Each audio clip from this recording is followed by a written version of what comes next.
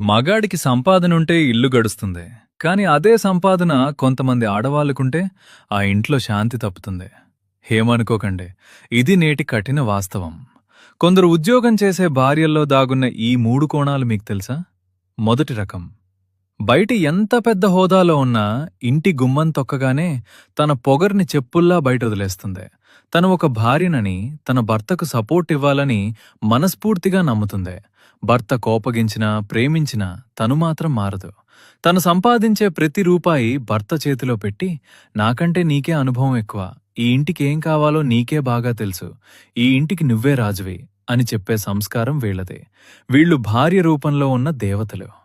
రెండో రకం, ఇది నేటి జనరేషన్ పద్ధతి.